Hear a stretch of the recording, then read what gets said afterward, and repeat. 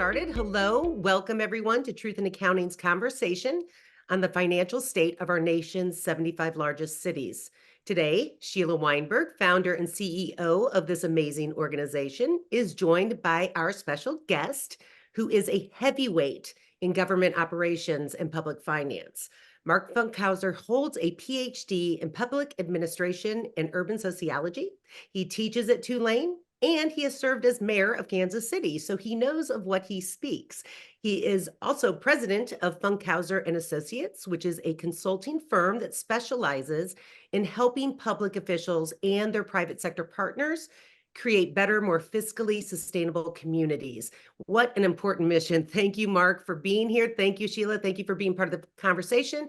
Before I turn this over to Sheila, I'd like to remind everyone that you can put your questions in the Q&A, and we will try to get to those during the conversation. So Sheila, take it away. What did you find in this year's report? Well, first, I just want to highlight, I know there's a lot of numbers in the report. This is our 8th annual, but away from the numbers, we believe that our representative forms of government are being severely harmed because citizens who are taxpayers and voters just don't have the financial information they need to be knowledgeable participants in their governments.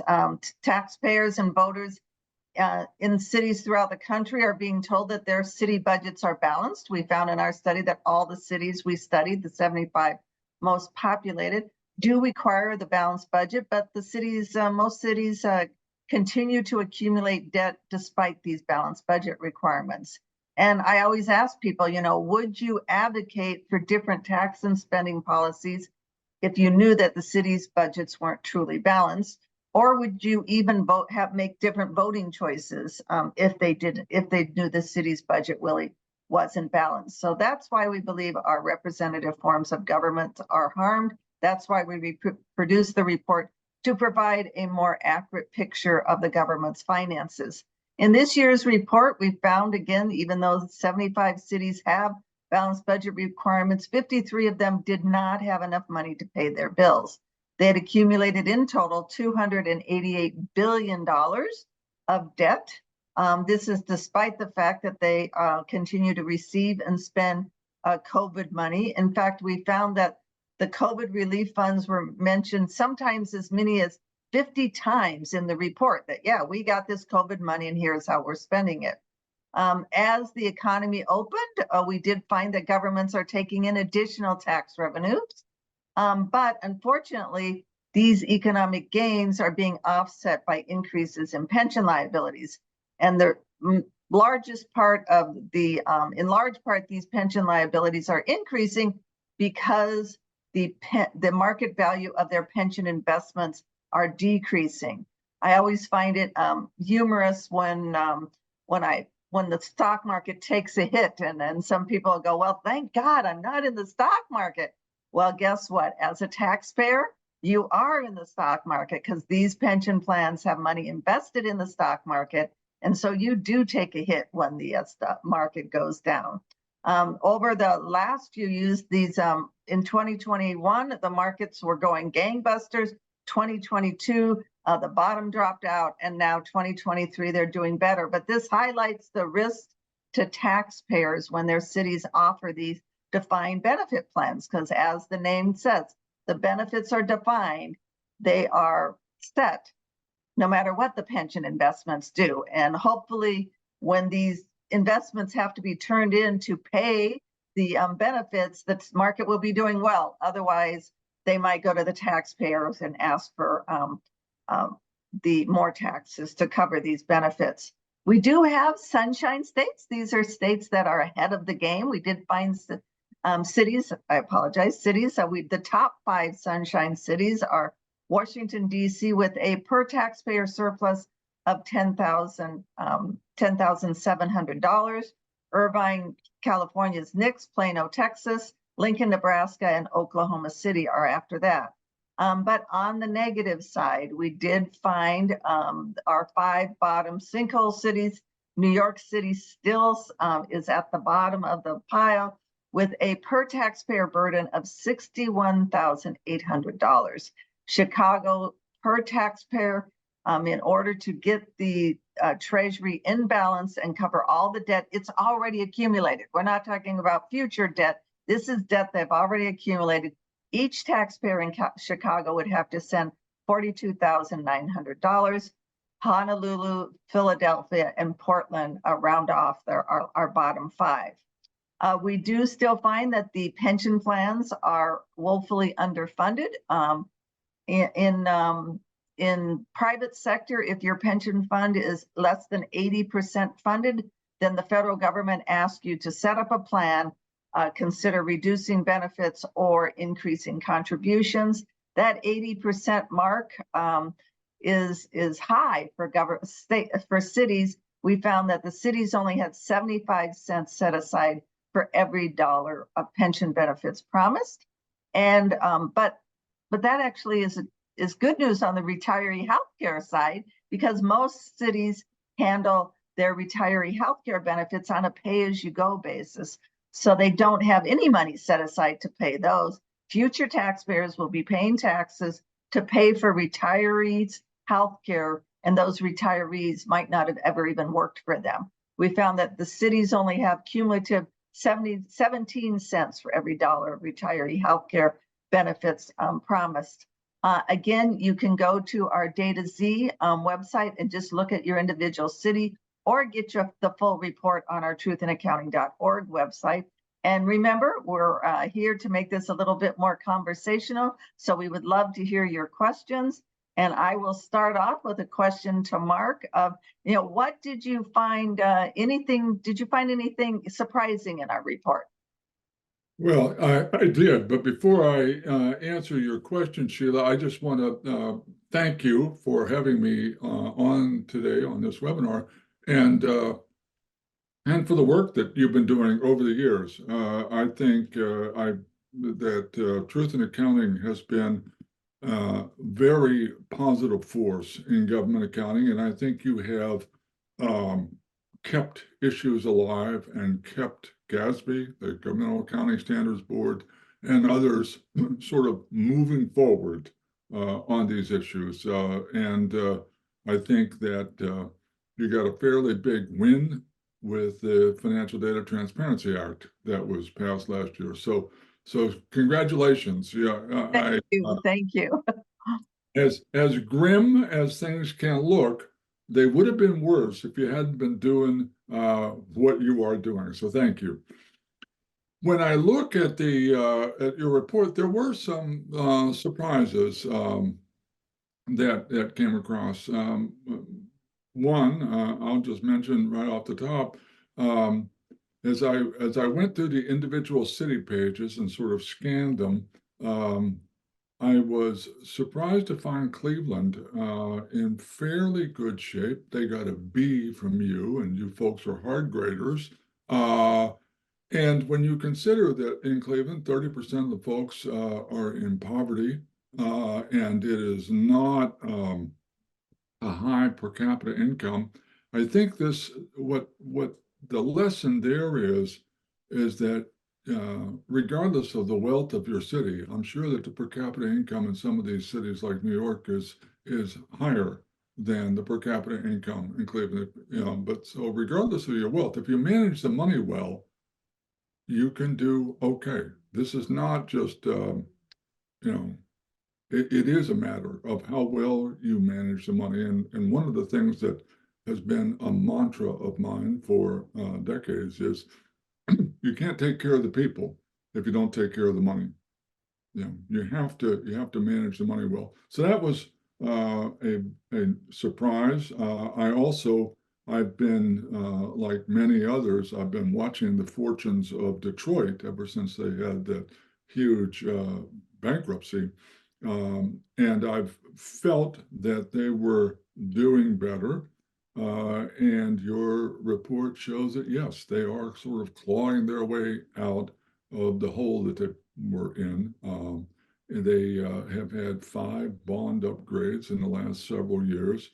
And they're not in the daylight yet, but they're moving the right direction. So that was good to see.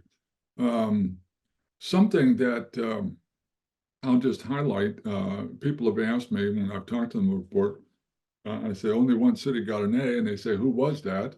And I say it's Washington, D.C., and they're surprised. I'm not, that Washington, D.C. would do well. They have the image in mind that it's not doing well, but Washington, D.C. has probably the strongest chief financial officer statute or law of any in the country. Significant protection for the CFO, a 5-year term of office for the CFO, can't be removed except for cause, and they've been blessed with a series of good ones. They had Tony Williams, and then Natwar Gandhi, and then Jeff DeWitt, and now currently Glenn Lee. These are all very solid, experienced professionals. The first two came from GAO. The second two came from good careers with other big cities where they manage the money well. So I'm not surprised that Washington, D.C. is doing well. And there's a lesson there to me, which is if you strengthen the office of the CFO, you may do better. Oh, great. Well, thank you.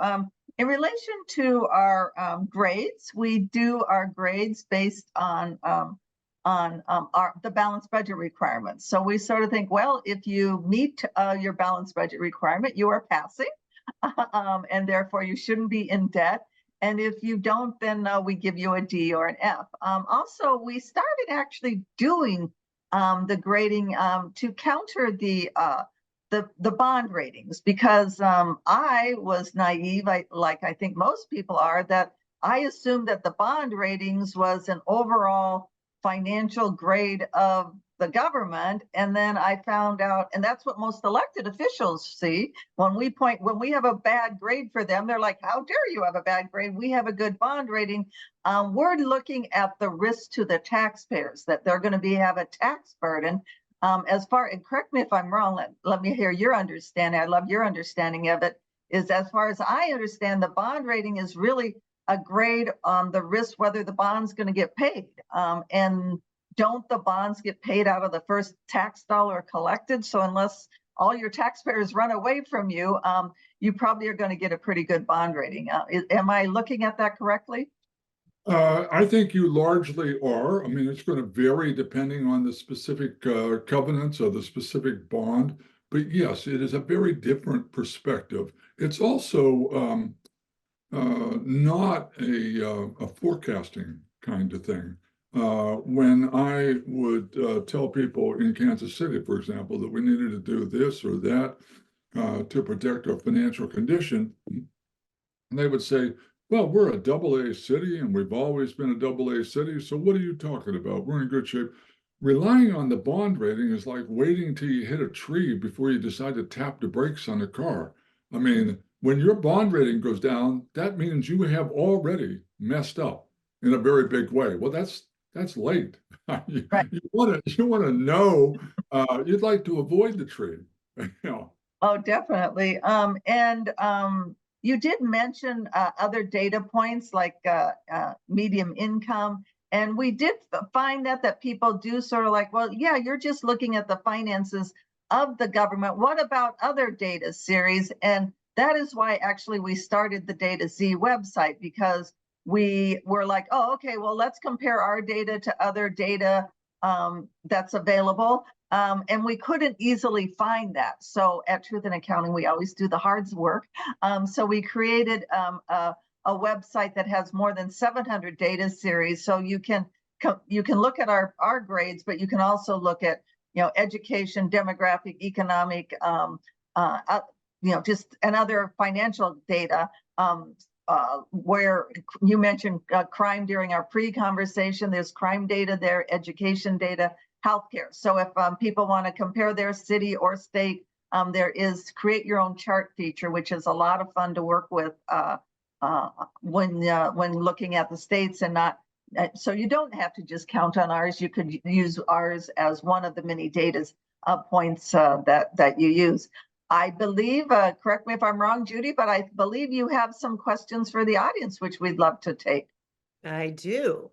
From Dave, if a city has a city constitution or city charter requirement for a balanced budget, and the city consistently ignores that requirement or cooks its books to deceive citizens, why don't the citizens file a class action lawsuit to force the city's leaders to comply? Or is the only answer for those citizens to vote in new leaders? Who I'll let wants you to take take that one? Well, to me, it's if you care, then what you need to do is run for office or tell somebody else to run for office. Voting, yes, actually, voting is the way that we hold governments accountable. And the turnout in municipal elections is often just pitiful. I mean, it is, in the teens, in 13, 14, 15% of the eligible voters. So if you care, you need to vote. And my colleague, Liz Farmer, who writes a lot on government fiscal issues, has written about, Chester, Pennsylvania, which is in bankruptcy, and Hopewell, Virginia, which is flirting with and may go into bankruptcy. And in both cases, what her work shows to me is a failure of governance. In other words, the elected officials are not doing what they should do. And in a democracy, the voters are not holding those elected officials accountable.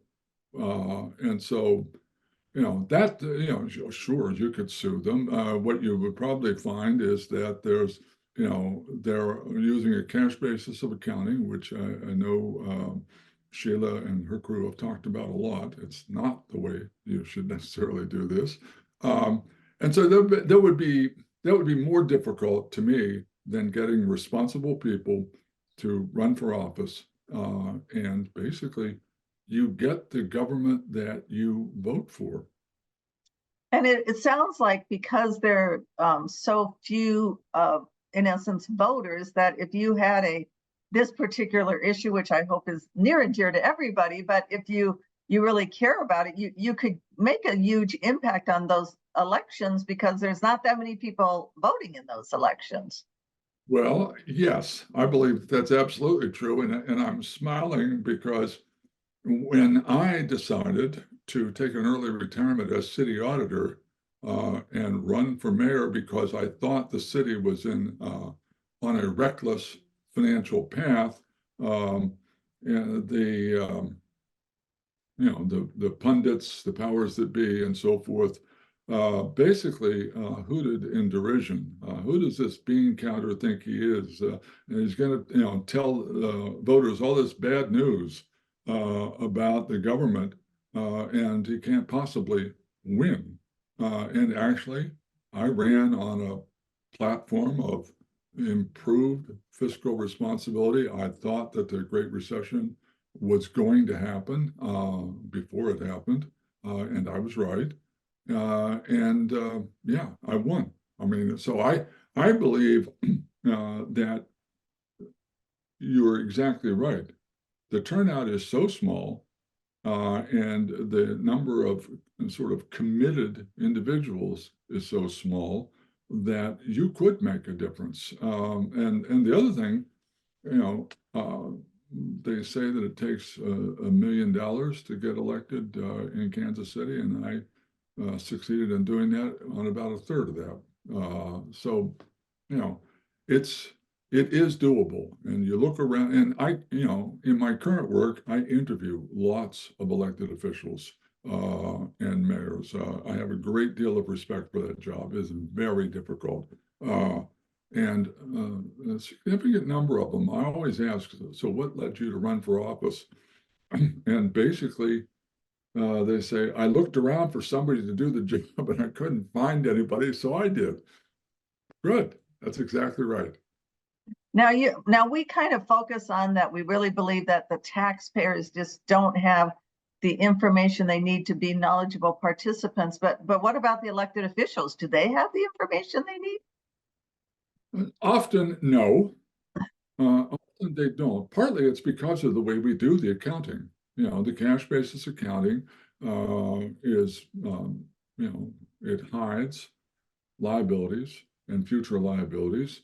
And they often aren't, there aren't people who care and are going to tell them the truth, essentially the bad news. So no, they often do not know. And when they find out, often they will act responsibly. Again, I interview these local officials, and I'll ask, "What are your priorities?" And a significant number of them say something like, "My fiscal sustainability is an important priority for me." Well, do they understand what fiscal sustainability is? Do they understand? Can they tell how fiscally strong their government is? And there are good, in addition to yours, which is a good way of looking at it, there are various indexes of fiscal financial condition, from a 10-point test to 50 or 60 points. But one of the things that you and I have talked about, and I think is incredibly important, is that you have to also focus on the balance sheet. Every budget, you want to ask, what is the impact of this budget on our net worth as a city? What is the impact on our balance sheet?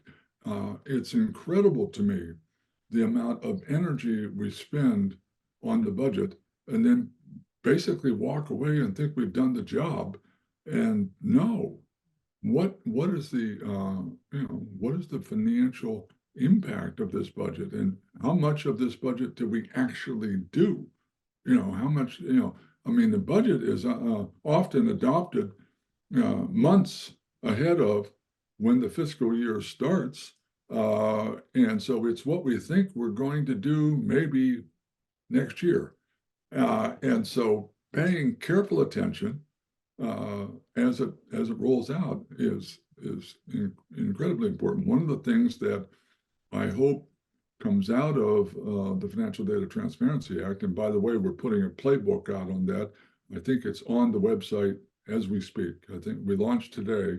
But making the financial statements more transparent by making them machine readable so that it's easy with a few clicks, rather than studying a PDF to see what the condition of the government is, I think will go a long way toward helping on this issue.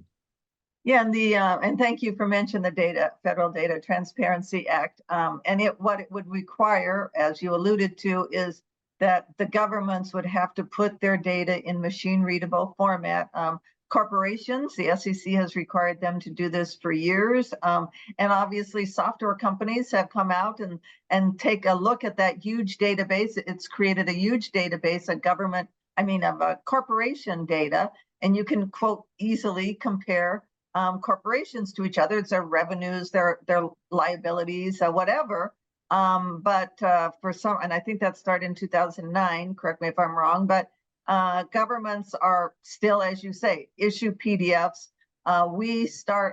It takes us, as the CPAs, we work with accounting students, accounting professionals. It takes us 6 months to dig through those PDFs to get our financial state of the state done, and then another 6 months to get the financial state of the cities. And we're rekeying data that's already there, but it's not in machine readable format. So we are working with our Truth in Accounting project at the University of Denver to start tagging the data, getting it ready, getting the system in place so cities can put this data in machine readable format. And I think the cities are pushing back, that they think this will be difficult. But it reminds me of the pensions, where when we were advocating the pensions, it was like, no, there's just no way we can get this done.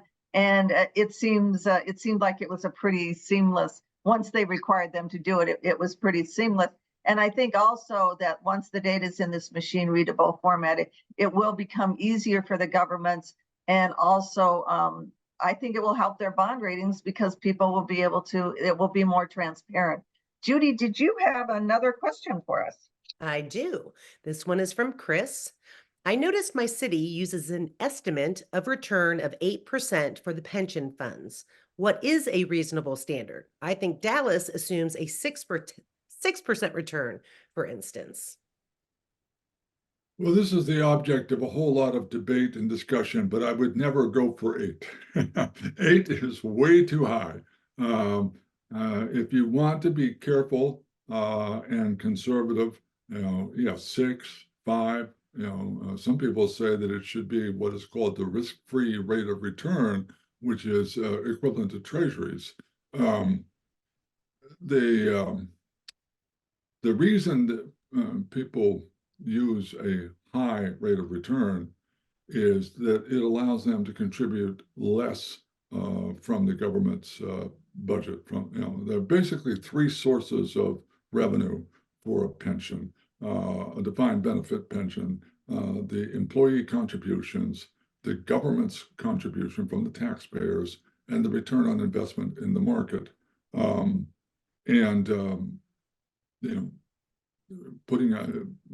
pretending I'm going to get a higher return on investment allows me to justify a lower number from the taxpayers. But one of the things, Sheila, that struck me when I went through your report on the financial state of the cities is how much volatility has been there in the pension part of the equation. And I think it's gotten more volatile because I think that to avoid passing costs on to their taxpayers, governments have chased higher and higher returns. And chasing those returns, they come with risk. And when it goes south, those folks are going to be in a world of hurt. So they're not doing their taxpayers any real favor by chasing the higher returns and using a higher discount rate on their pension, because in the long run it is what it is, and they're going to incur more costs because they have taken a hit. You can't take the risk forever. Eventually, you're going to roll snake eyes. Yeah, and it reminds me of a story that a supporter of Truth in Accounting told, where there were hearings in California for CalPERS to reduce their discount rate, and they had a 2-day hearing, and all the experts were coming in and saying, "Yeah, you need to reduce this. Reality is a lot less. Some were saying a market rate, but at least you should reduce it at some point in time."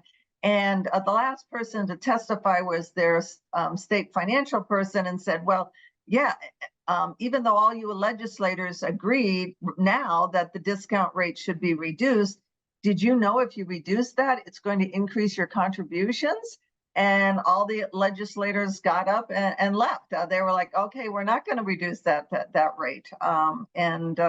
So, we at Truth in Accounting, we use the government's rate, which some people think is high, to get our liability. So you say our grades are kind of not as nice as other grades, but they could be even worse if we used a lower discount rate to calculate the liabilities. But I initially did not get into the adjustment of the rates game, because our initial goal was to get these balance sheets put on the liabilities put on the balance sheet.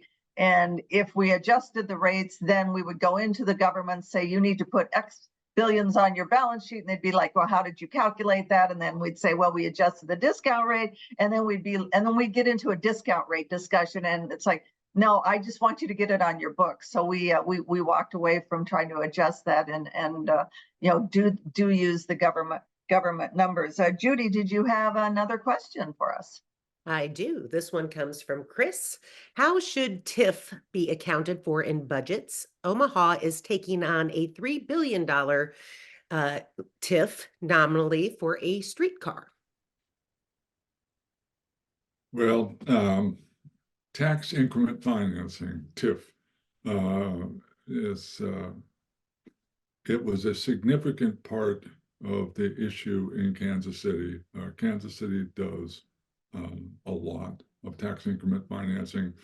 And it depends a lot on how it is structured. They're basically, at least, so in Missouri and in Kansas City, the tax increment was more than just the property tax. It was all the taxes, utility tax, earnings tax, sales tax, and so on. So that's different than a lot of places. It's very significant.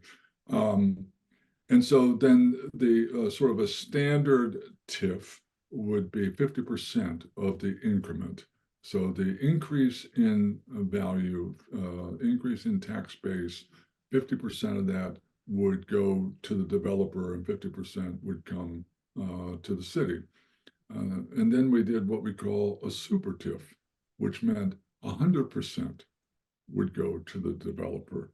And then you do a super TIF backed by city bonds,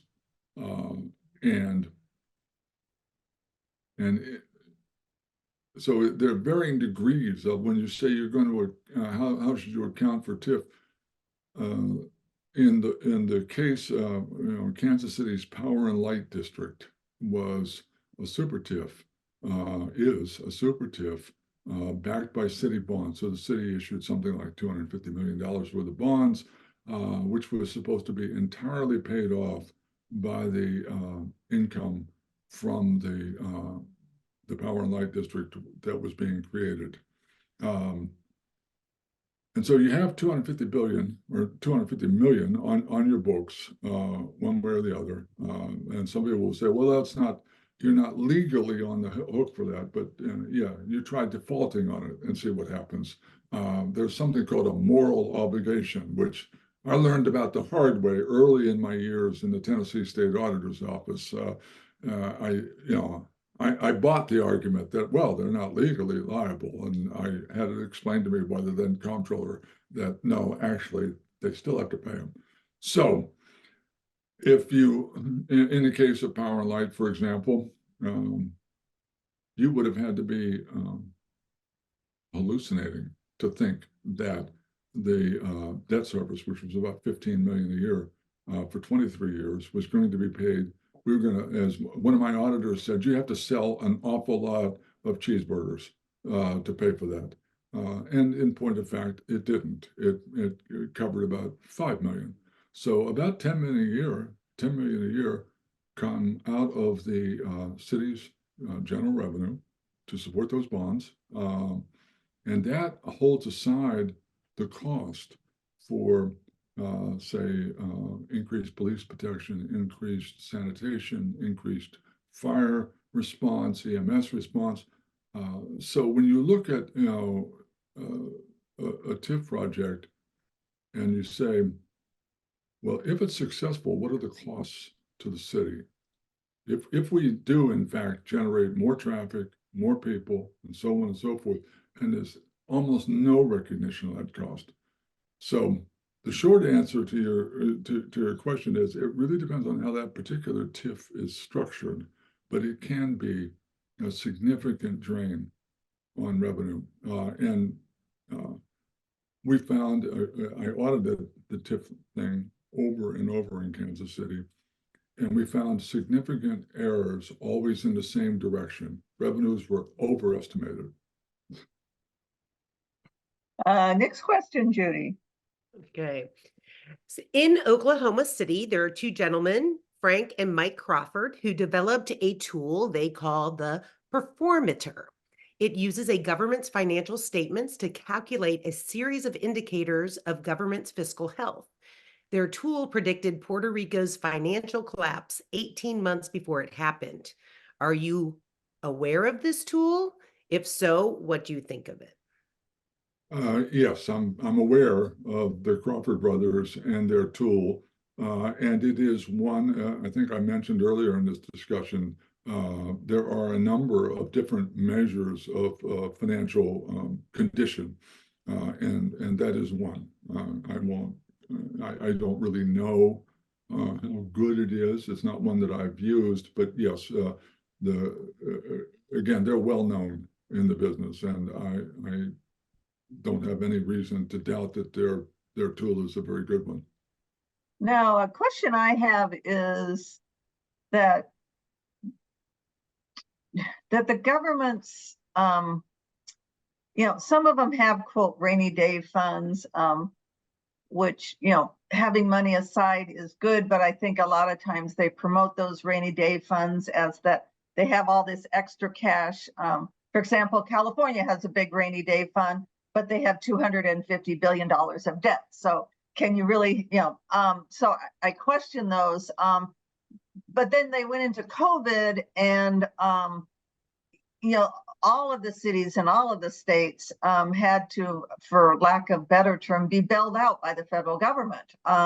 And Illinois was probably the worst case, where they went to the bond market and tried to borrow emergency money to handle the early parts of COVID and couldn't. So the Federal Reserve opened up a special borrowing facility for them. I know one round of COVID gave $300 billion to the cities and states.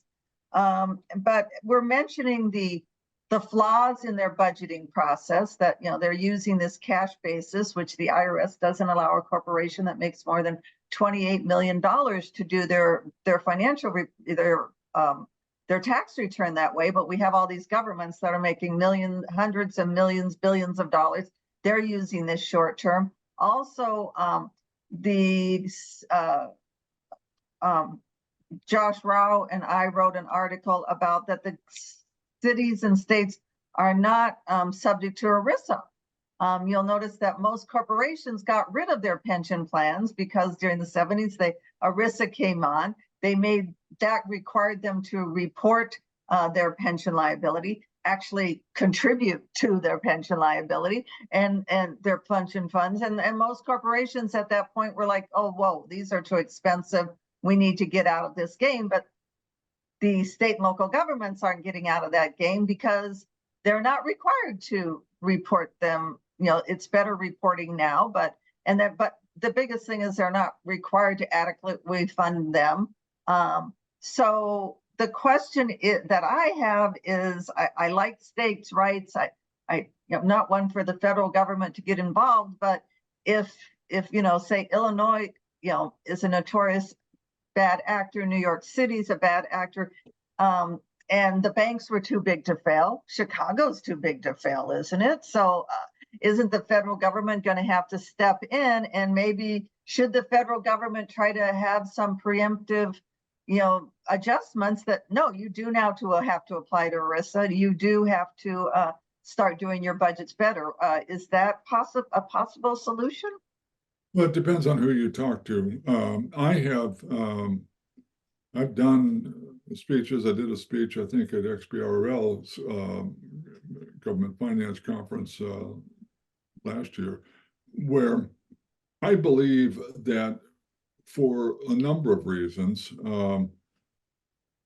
cities, I won't talk about states, well, I'll say this aside, and I think you have a lot of information on this, but the financial condition of states is much less volatile and probably better overall than the financial condition of cities. Cities are far more volatile, and they have less control over their financial situation because of preemption and so forth.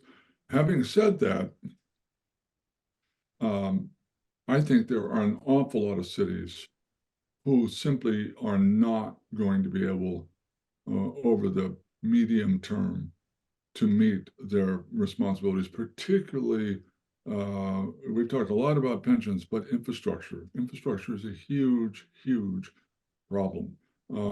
And you look at cities that have lost, northeastern cities that have lost half their population or whatever, they're not over the long run going to have the resources to protect their residents. The federal government is probably going to have to do more. However, when the federal government does more, it is going to ask for more control.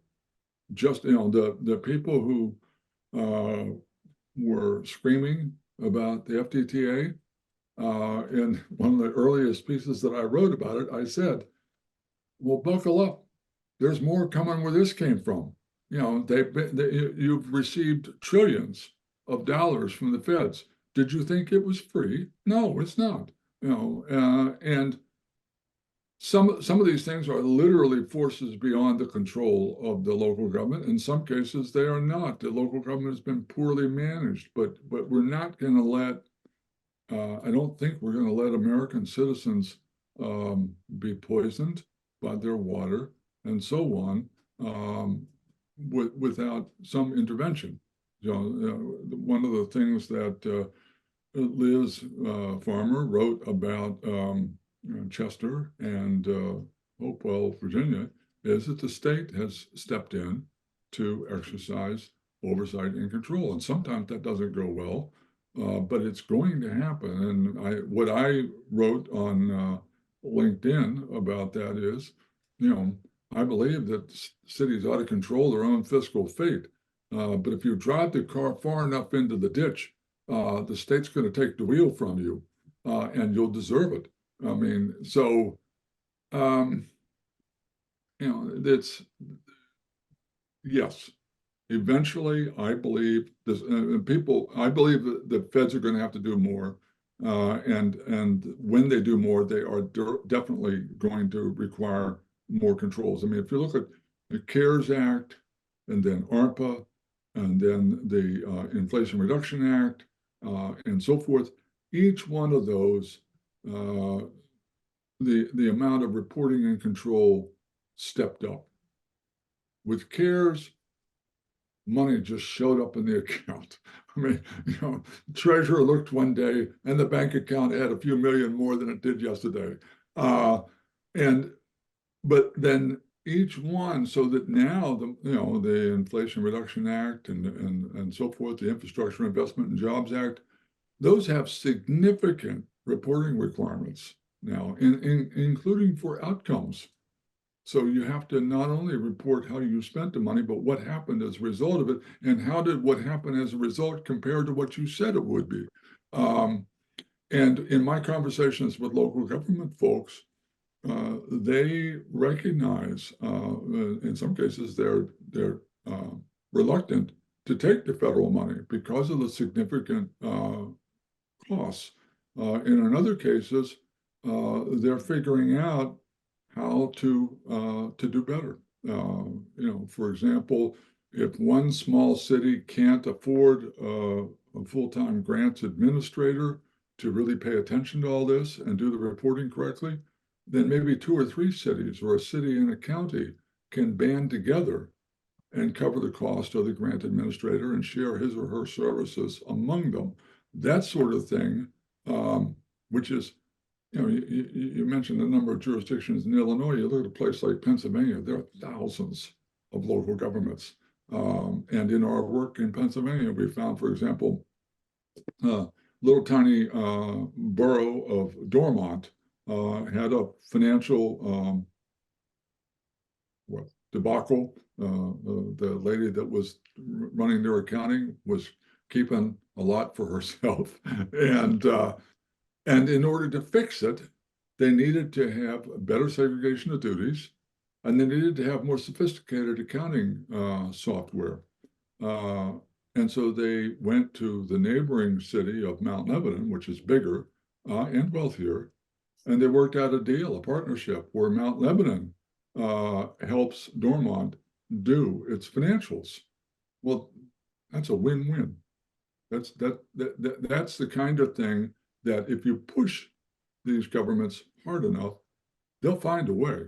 That was, the borough manager for Dormont, that was really smart. Well, doesn't the cities have, the 75 cities we studied in 49 of the states, they have the balanced budget requirements, which I'm not saying those are a bad thing. but then we keep on running into these crises, and then they need money from the feds to handle and they're just like, oh my God, we had a crisis. But there seems to be a routine, like every 7 years we have a crisis. So do you think maybe the government should be doing balanced budget pluses, running actually surpluses so they can put money aside to handle these unexpected crises that happen every 7 years? Well, so the Volcker Alliance put out a report. It was written by Matt Fabian and Lisa Washburn, and I referred to it in the first FDA piece that I wrote. But one of the things that they talk about is that the feds ought to have budgeting standards, and they ought to require accrual budgeting, and the budget, you ought to have to account for the impact of the budget on the balance sheet for the next 5 years, 10 years.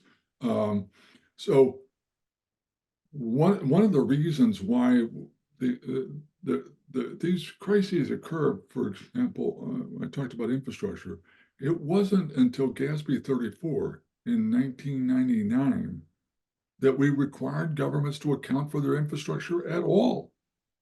So we had, 250 years of completely flawed accounting, where, when I took one of my first accounting classes in my MBA class, and I said, looking at government, how come we're not doing depreciation? And the professor said, well, you can't depreciate the Statue of Liberty. There's no way. And then,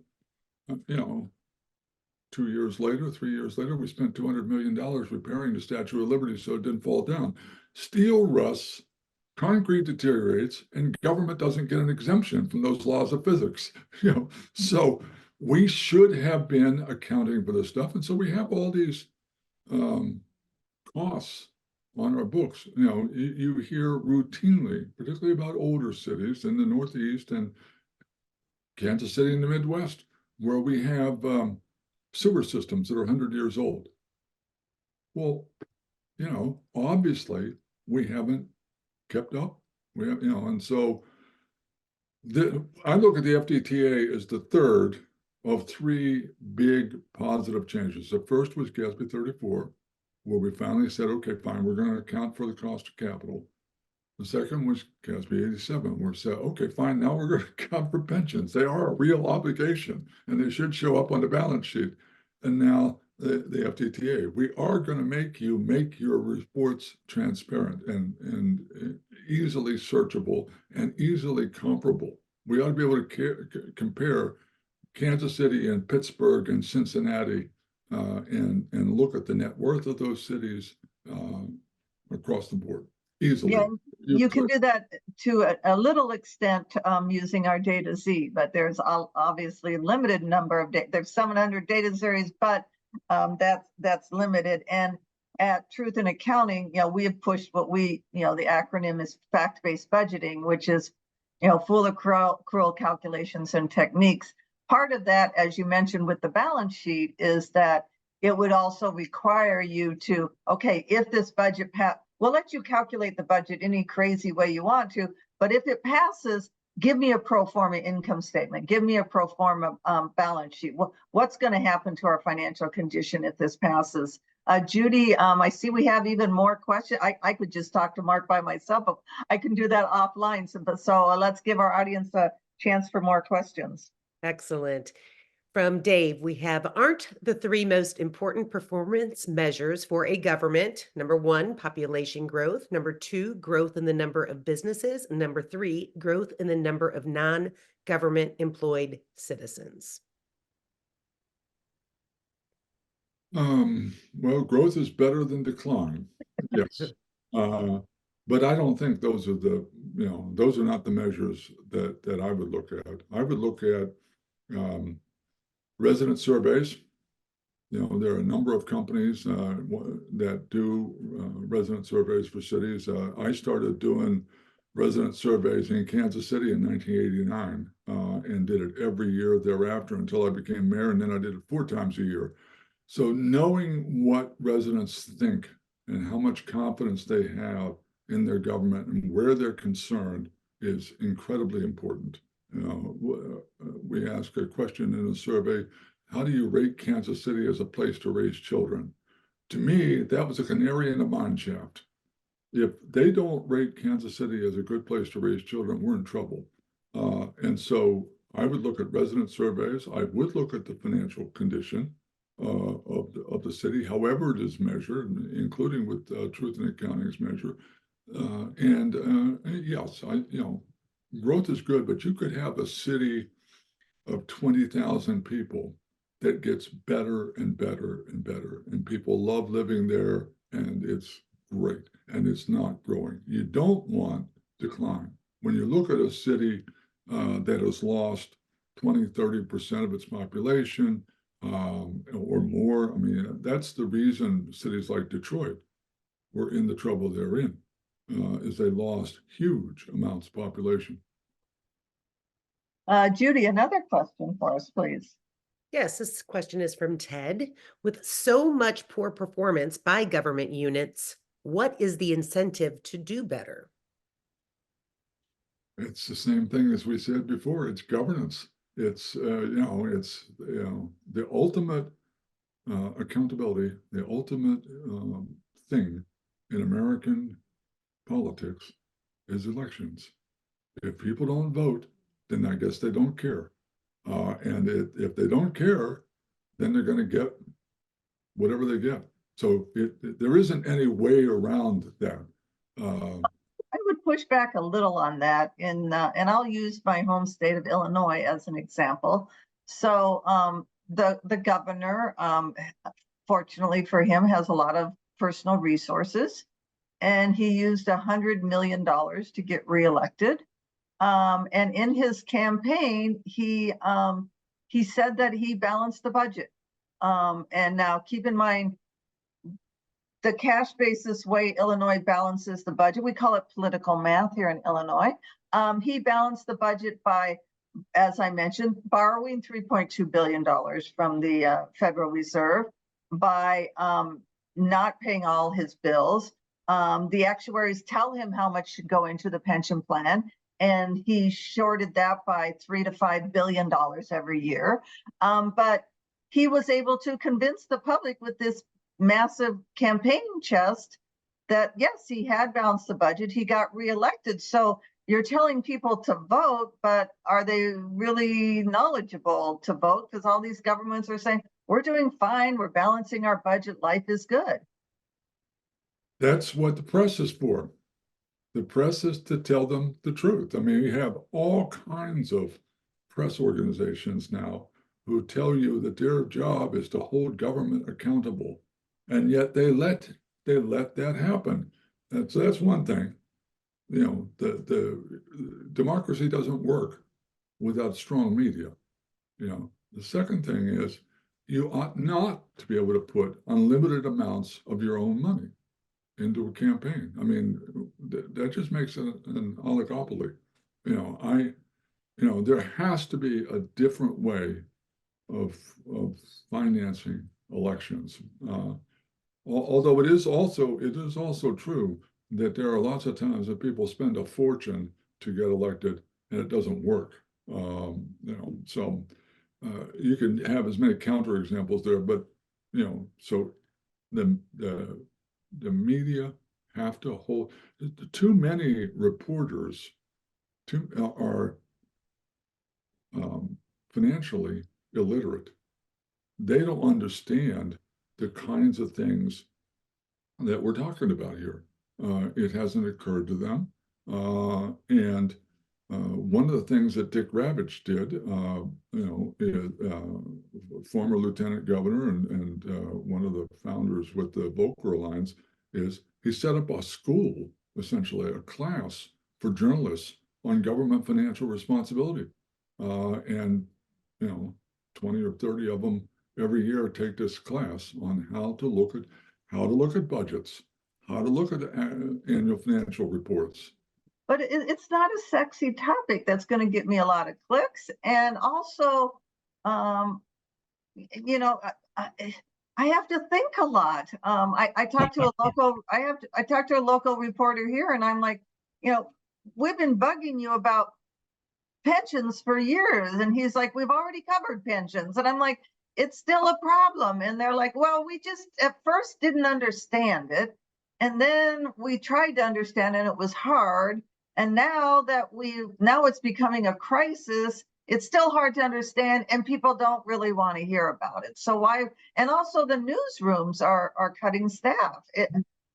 Judy can tell us better, and I'll let her ask another question, but she can tell us better about, that she's our communications director, and trying to get this information out is so difficult. It's absolutely true that, what is it? The Washington Post says on its masthead, democracy dies in darkness. Yes. And I'll do that. I'll segue to a plug of Truth in Accounting. We're trying to get this message out, and more funds we have. So feel free to donate to us if you know foundations that would care about what we're working on. We'd love to hear about those. Before I get too much on my soapbox, Judy, and try to sell too much, do you have another question? I do have another question. This one is from Chris. Being able to short a public company can be a check on hubris. Would being able to short a city help improve financial reporting? I have no idea. I won't even, I don't know. You can't buy stock in a city, so that makes it tough right off the bat. You can do you can invest in their bonds or not. But no, I don't know. Well, it is 3 minutes until 1 o'clock, and we want to be respectful of everybody's time. Sheila, do you have a closing statement or another question you want to ask Mark? Just a second, I had some. Just look for those. Again, just so, because it took me a while to understand you've mentioned the Federal Data Transparency Act, and it took even me a while to understand what is this machine readable stuff, and can you give the audience a little bit more detail on what it is and why you think it is so good to have? And what it is, it requires financial data to be machine readable, which means it is searchable. It's going to be tagged, so I can look if I want to know the pension liability of Cincinnati. I can click. So let me interrupt. So you can get that, but you could also it would make it easy to download to a spreadsheet or whatever database you're using software. Yes. Right now, if I wanted to know what is the pension liability for Cincinnati, I have to find the annual report. I have to search through a PDF and so on, as opposed to clicking one time a number and getting that number. And there's this whole tagging thing where numbers will be tagged, and the data will be much more standardized than it is now. So I'll be able to find that number much more quickly without searching through 260 pages of a PDF. I'll be able to find the same number in another government. I want to compare Chicago and Cincinnati, and I'll be able to compare them in just a few clicks, and I'll know that they're comparable because they'll be reporting under the same standards. No, that'll be great. It will help with our research, make it so it's a lot easier for us to gather the data and make it available for people, and then we can move on to trying to get the budgets fixed. We worked on the financial statements, but we want to thank you, Mark, for your expertise in this area. Thank you for promoting it. You can go to his website, and also we'll have a link to his website from our truthinaccounting.org website.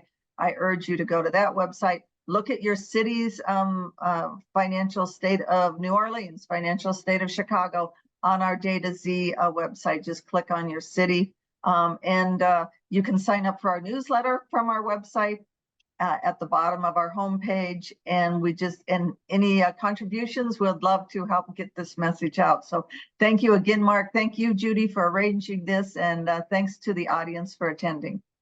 I appreciate the opportunity to talk with you all.